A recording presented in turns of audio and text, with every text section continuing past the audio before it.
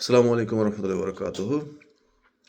আমাদের parts of speech নির্ণয় করার একটা সেগমেন্ট আমাদের পরীক্ষাতে আছে।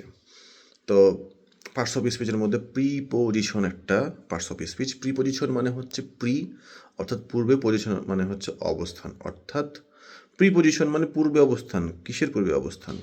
পূর্বে অবস্থান বলতে কি, নাউন এর পূর্বে অবস্থান। এখন যদি নাউনের পূর্বে অবস্থান করে সেটা প্রিপোজিশন, আর যদি নাউন যদি না থাকে তাহলে সেটা অ্যাডভার্ব হিসেবে গণ্য হবে। যেরকম হচ্ছে কাম ইন। কাম ইন যদি বলা হয়ে থাকে, যদি ফুল স্টপ দেওয়া থাকে, তাহলে ইনটা কি হবে? ইনটা কি প্রিপোজিশন হবে? আমরা জানি, সবাই জানি সেটা প্রিপোজিশন, কিন্তু এখানে ইন হচ্ছে অ্যাডভার্ব।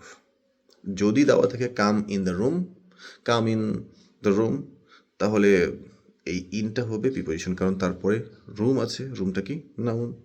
সিম্পল জিনিস। যদি প্রিপোজিশনের পরে নাউন না থাকে, যেগুলো ইস্টাবলিশ প্রিপোজিশন, সেগুলোর পরে যদি নাউন না থাকে, তাহলে ওগুলোকে আমরা অ্যাডভার্ব হিসেবে ধরবো।